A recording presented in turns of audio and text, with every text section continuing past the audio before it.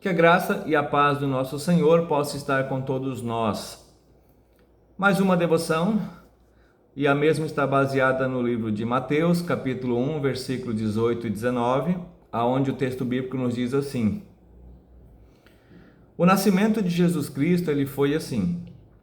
Maria, a sua mãe, ia casar com José, mas antes do casamento ela ficou grávida pelo Espírito Santo. José, com quem Maria ia se casar, era um homem que sempre fazia o que era direito. Ele não queria difamar Maria e por isso resolveu desmanchar o contrato de casamento sem ninguém saber. Mateus 1, 18 e 19. Para nós iniciarmos a nossa devoção, eu gostaria de lhe perguntar: você sabe me dizer algum momento da vida de Jesus em que ele não se preocupou com a sua própria reputação? Se você fosse buscar na sua memória justamente algum fato, ou talvez até mais, fatos em que Jesus ele não se preocupou com a sua imagem diante das pessoas, o que as pessoas iam pensar dele? Pois bem, a leitura para a nossa devoção de hoje, ela nos faz justamente pensar sobre isso.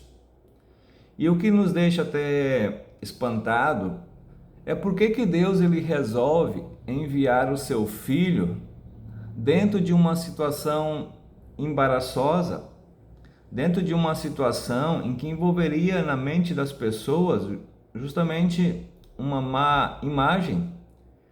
A imagem de Jesus poderia estar numa reputação não agradável para a sociedade daquela época. Por quê? Porque Deus ele decide enviar Jesus Cristo ao mundo através de uma cena tão não comum. Até para a época, uma cena até em pecado que poderia ser. Porque uma moça jovem, virgem, que ainda não era casada, ela então fica grávida. O Espírito Santo faz com que gere no ventre dela um bebê, porém sem relação sexual. E aí, automaticamente, como explicar isso para as pessoas? Como que elas iriam acreditar que ela não teve relação sexual fora do casamento?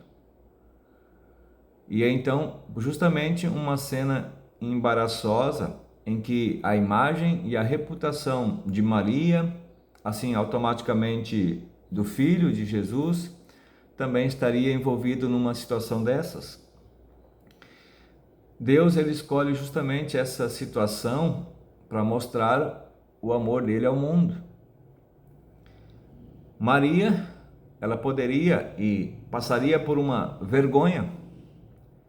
Os amigos, as amigas, a sociedade da época consideraram aquilo uma grande vergonha. E até José, num primeiro momento, ele também pensou que ela havia, quem sabe, traído.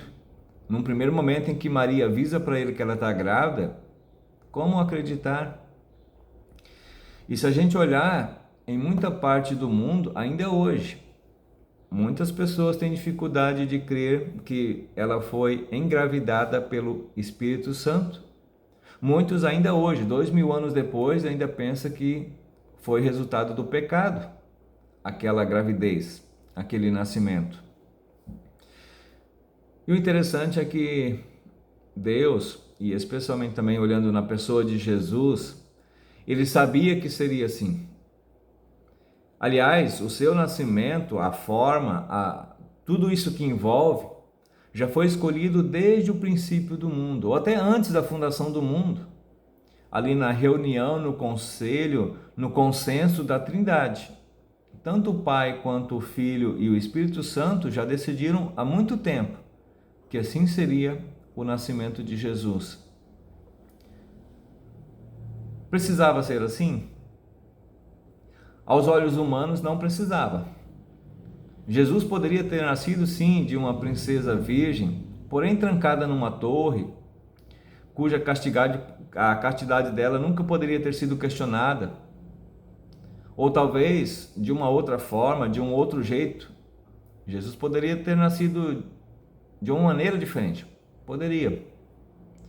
Mas Deus escolheu justamente isso, né? Essa moça virgem, Maria, antes do casamento, para que então Jesus nascesse.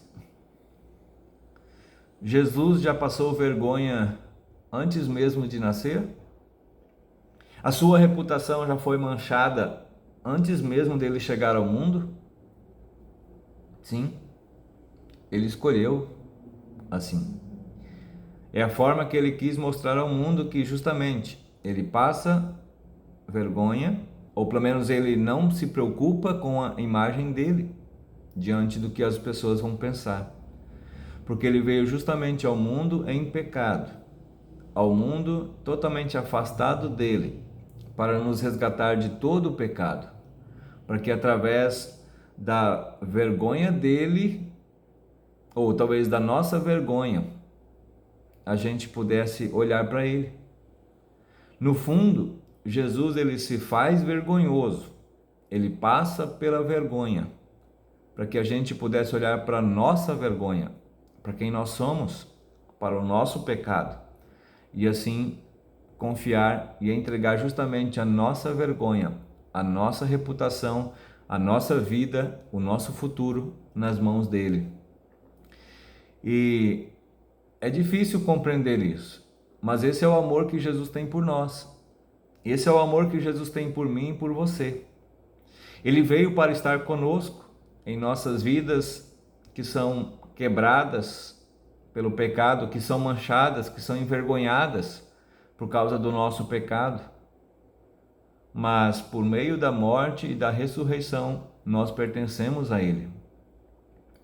Nós nunca precisamos nos preocupar nesse sentido quando nós entregamos a nossa vida a Jesus, tanto o nosso passado, o nosso presente e o nosso futuro.